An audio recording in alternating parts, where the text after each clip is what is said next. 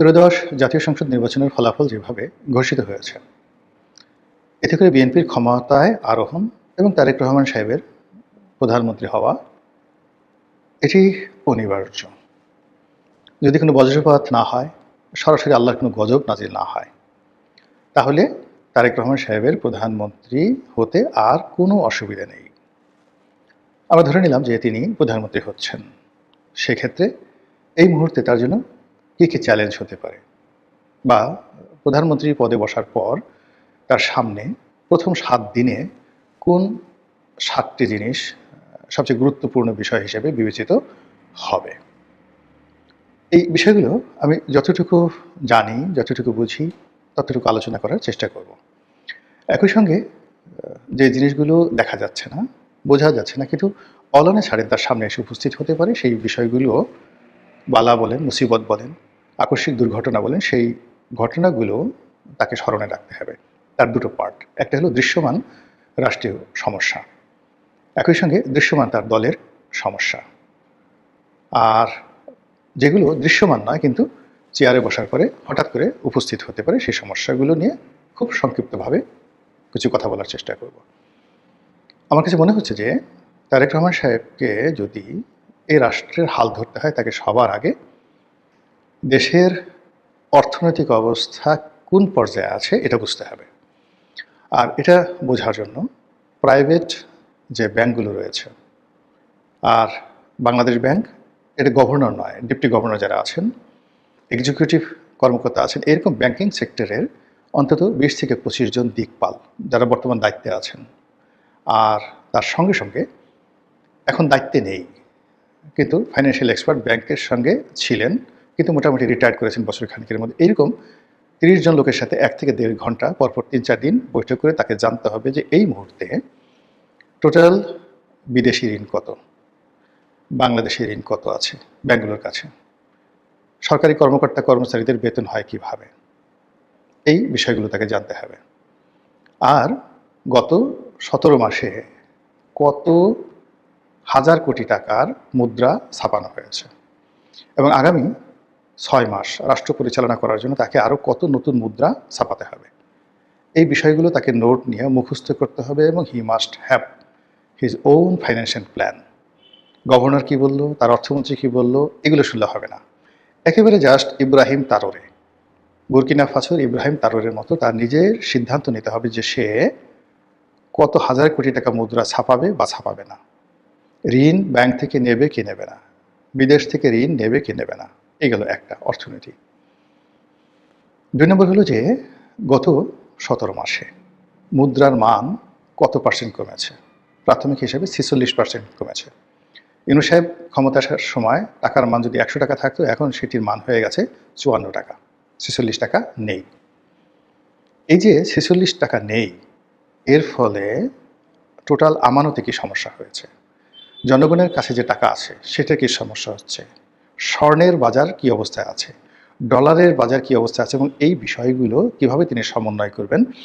এজন্য তার যাকে বলা হয় বিশ্বস্ত যারা অর্থনীতিবিদ রয়েছেন, ট্রাস্ট অর্দি, সৎ, অনেস্ট এবং আমলাদের মধ্যে রিটায়ার্ড, যাদের দীর্ঘকালীন সুনাম এবং সুখ্যাতি ছিল বা আছে, এরকম অর্থনীতিবিদদের কাছে এই দুটো জিনিস তাকে জানতে হবে। 3 নম্বরে যেটি আছে সেটি হলো আগামী 6 মাস আমাদের চাল, ডাল, আটা, ময়দা, চিনি, এটা রিজার্ভ কোন পর্যায়ে আছে, আমদানির অবস্থা কী, ভর্তুকির অবস্থা কী, জ্বালানি তেলের অবস্থা কী, বিদ্যুৎ খাতে ইমিডিয়েটলি কত হাজার কোটি টাকা তাকে পে করতে হবে, আদানি, সামিট থেকে শুরু করে অন্য যে সকল পাওয়ার প্ল্যান্ট কোম্পানিগুলো আছে তারা কত টাকা পাবে। এরবারে বিদেশি যে ঋণ, সেই বিদেশি ঋণের সংখ্যা কত। শেখ হাসিনা যখন ছিলেন তখন 2 লক্ষ কোটি টাকা ছিল বলে আমরা দেখেছি, পরবর্তীতে এটা গত 17 মাসে নাকি এটা 23 লক্ষ কোটি টাকা হয়ে গেছে। হাউ ইট ইজ পসিবল, এটা কী করে সম্ভব, এটা তিনি কী করে সামাল দেবেন, তাকে প্রতি মাসে কিভাবে এই বিদেশি ঋণের সেই অর্থ পরিশোধ করতে হবে, এই বিষয়গুলো তাকে খুব বোল্ডলি সিদ্ধান্ত নিতে হবে। আদারওয়াইজ বিদেশিরা এই যে সরকারের সাথে এই মুহূর্তে যে অবস্থাগুলো তৈরি করেছে, সেটা যদি তার জমানাতে চলতে থাকে এবং 1 মাস যদি তিনি এইভাবে চলেন, তার সরকারের জন্য অনিবার্য পতন চলে আসবে। এরপরে ফাইন্যান্সিয়াল যে দিকগুলো রয়েছে তার মধ্যে এই যে বিভিন্ন ব্যাংকের চেয়ারম্যান নিয়োগ করা, ডিরেক্টর পরিচালক নিয়োগ করা, এখানে তাকে শতভাগ সততা নিয়ে দক্ষ এবং অভিজ্ঞ লোককে নিয়োগ করতে হবে। কোনো অবস্থাতে দলীয় পাণ্ডা দেওয়া হবে না।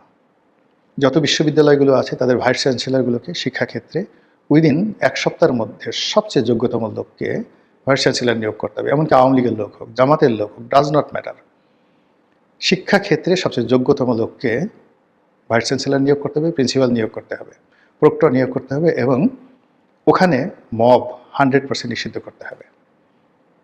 তারপর সেটি হলো আইনশৃঙ্খলা।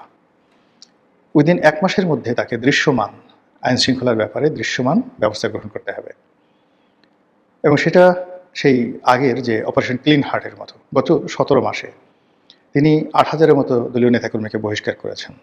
এই 8,000 নেতাকর্মীর বাইরে আরও যারা আছে, ধরুন 15,000, উইদিন 7 ডেজের মধ্যে তিনি তালিকা করে ফেলবেন।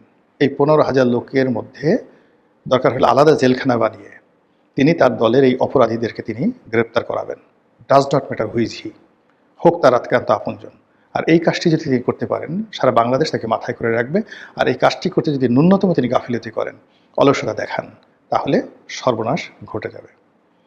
আরেকটি হলো তিনি লন্ডন থেকে যে গ্রুপটি নিয়ে আসছেন, সেই গ্রুপের সঙ্গে যারা বাংলাদেশে গত 17 বছর ধরে কষ্ট করেছেন, তারপরে ত্যাগ তিতিক্ষা প্রমাণ দিয়েছেন, জীবন তছনছ করে দিয়েছেন দলের জন্য, তাদেরকে মূল্যায়ন করতে হবে এবং কোনো অবস্থাতেই তার লন্ডনে গ্রুপ দ্বারা যেন দলের পরীক্ষিত নেতাকর্মীরা লাঞ্ছিত না হন, অপমানিত না হন, এই কাজটি করতে হবে। আর তার ক্যাবিনেট থাকবে, মন্ত্রিপরিষদ থাকবে, তিনি তার মতো করে করবেন, কিন্তু তার একটা কিচেন ক্যাবিনেট থাকতে হবে এবং সেই কিচেন ক্যাবিনেটে পরীক্ষিত তিনি যাদের মনে করবেন যে ভালো মানুষ মানে সোট্টা না, তারপরে ধর্ষণকারী নয়, দুর্নীতিবাজ নয়, মদখোর নয়, লেখাপড়া জানেন শুধুমাত্র অক্সফোর্ড হারবার্ডে না, মানে সত্যিকার অর্থে লেখাপড়া জানেন। আবার লেখাপড়া জানেন কিন্তু দাঁত মাজেন না, লেখাপড়া জানে কিন্তু মাথার চুল আঁচড়ান না, লেখাপড়া জানেন মুখ দিয়ে গন্ধ আসে, বগল দিয়ে গন্ধ আসে, পা মানে জুতার দিকে তাকালে বমি আসে। এরকম জ্ঞানী গুণীকে দিয়ে তারেক রহমান সাহেবের কিচেন ক্যাবিনেট হলে চলবে না। তাকে কেতাদুরস্ত বারাক ওবামার মতো স্মার্ট লোক লাগবে, মানে যা সেটা ধারণ, মানে কথা, শিক্ষা, পোশাক আশাক এবং পারিবারিক জীবন সব মিলিয়ে বারাক ওবামাকে যদি আমরা আদর্শ মানুষ হিসেবে ধরি, এইরকম কিছু লোক তার লাগবে তার কিচেন ক্যাবিনেটে, বিভিন্ন বয়সের 10 থেকে 12 জন। আদারওয়াইজ তার যে অপূর্ণতা রয়েছে, তিনি 17 বছর দেশের মধ্যে ছিলেন না, টেকনোলজিক্যাল তার যে জ্ঞানের অপূর্ণতা থাকতে পারে, অর্থনীতির ব্যাপারে থাকতে পারে, রাজনীতির ব্যাপারে থাকতে পারে, এটা তার সেই কিচেন ক্যাবিনেট অনেকটা সম্রাট আকবরের 9 জুয়েলসের মতো এরকম তার 9-10 জন জুয়েল লাগবে। আর মন্ত্রী পরিষদে যারা মন্ত্রী হবেন তারা তো দলের মধ্যে থেকে হবেন, তারা তাদের মতো অর্ডিনারি কাজ করবেন, কিন্তু তার কিচেন ক্যাবিনেটটা অত্যন্ত স্ট্রং হবে। এবং শেখ হাসিনা যে 15 বছর টিকে ছিলেন, তার কিন্তু অত্যন্ত স্ট্রং একটা কিচেন ক্যাবিনেট ছিল। সেখানে এসটি ইমাম, মশিউর রহমান সাহেবের মতো মানুষ, মানে বিখ্যাত সব যারা ঝানু লেখাপড়া যারা মানুষ, তারা কিন্তু ছিলেন সামরিক বেসামরিক লোকজন। তারও কিন্তু এরকম লাগবে। এবং এখন যারা আছে, তার আশেপাশে যারা আছে, এই কিচেন ক্যাবিনেটে মেম্বার হতে পারেন এরকম একজন লোককেও আমার পছন্দ হয় না। ফলে এই সমাজ থেকে তাদেরকে বের করতে হবে। অথবা যে সমস্ত লোক বিদেশে টাকা খেয়ে বিরাট একটা ভুঁড়ি আছে, বড় বড় কথা বলে, টাকা দিলে কথা উল্টে যায়, এরকম লোকজন যারা ডক্টর ইউনূস সাহেবকে ডুবিয়েছেন, বিভিন্ন রিপোর্ট করার নাম করে টাকা নিয়েছেন, তাদের কাছ থেকে তাকে দূরে থাকতে হবে। এগুলো হলো তার নর্মাল কাজগুলো। আর বিপদ আপদ আসতে পারে, সেটা হলো যেটা এই যে প্রথমেই যেটা হবে, সরকারি যারা আমলা কামলা আছেন তাদের বেতন বৃদ্ধি করা হয়েছে, প্রস্তাব করা হয়েছে, এটি বাড়ানোর জন্য দাবি করা হবে। দ্বিতীয়ত হলো যে ডক্টর মোহাম্মদ ইউনূসের সময়টিতে বেশ কিছু সংস্কার করা হয়েছে, বিশেষ করে জাতীয় রাজস্ব বোর্ডে যে সংস্কারগুলো করা হয়েছে এগুলো পরিবর্তন করার জন্য তারপর চাপ প্রয়োগ করা হবে। জুডিশিয়ারিতে কিছু সমস্যা হয়েছে, সেগুলো নিয়ে তাকে সিদ্ধান্ত নিতে হবে। আওয়ামী লীগের ব্যাপারে তাকে সিদ্ধান্ত নিতে হবে রাজনৈতিকভাবে। কোনো রকম বোগাস কথাবার্তা, তার কোনো লোভ বলা যাবে না তার অনুমতি ছাড়া। তিনি যদি আওয়ামী লীগকে নিষিদ্ধ করতে চান, আওয়ামী লীগের উপর স্টিম রোলার চালাতে চান, তাদের উপর যে অত্যাচার করানো হয়েছে ঠিক একই অত্যাচার করতে চান, তো সেটা তাকে সম্মিলিতভাবে ওটার উপর স্থির থাকতে হবে, কোনো দোদুল্যমানতা নাই। শেখ হাসিনা যেমন একেবারে বিএনপিকে শেষ করবেন, তারপর জামাতকে শেষ করবেন, সেই ব্যাপারে তিনি ডিটারমাইন্ড ছিলেন। তাকে কনফিউজ করা যায়নি। তো তাকেও এই ব্যাপারে সিদ্ধান্ত নিতে হবে আওয়ামী লীগের ব্যাপারে তিনি কী করতে চান। তিনি যদি আওয়ামী লীগকে রিফাইন করতে চান, এস্টাবলিশ করতে চান অথবা নিষিদ্ধ করতে চান, যে কোনো একটা ব্যাপারে তাকে আওয়ামী লীগের ব্যাপারে খুব স্ট্রং একটা সিদ্ধান্ত নিতে হবে, হোয়াট এভার মেবি। কিন্তু দোদুল্যমানতা সৃষ্টি হলেই তিনিও শেষ হবেন, তার দলও শেষ হয়ে যাবে।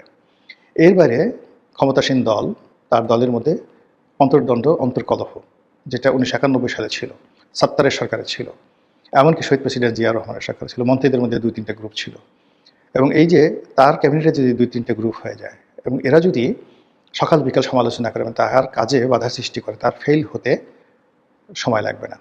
অন্যদিকে তার এমার্জেন্সি ফান্ড লাগবে, সামনে কালবৈশাখী ঝড় আসবে, বর্ষাকাল আসবে, এই সময়টাতে প্রধানমন্ত্রীর ত্রাণ তহবিল বলতে গেলে খালি, ব্যাংকগুলো খালি। ফলে এখানে জরুরি ভিত্তিতে তার অর্থ লাগবে, বিত্ত লাগবে। সেই বিষয়গুলো যদি তিনি ঠিক একেবারে বুলেটিন আকারে 2 সপ্তাহের মধ্যে, চেয়ারে বসার 2 সপ্তাহের মধ্যে তার সিদ্ধান্ত তিনি গ্রহণ না করতে পারেন, আর 1 মাসের মধ্যে যদি তার কর্মের সফলতা দেখাতে না পারেন, তাহলে তার অবস্থাও ডক্টর মোহাম্মদ ইউনূসের মতো হবে।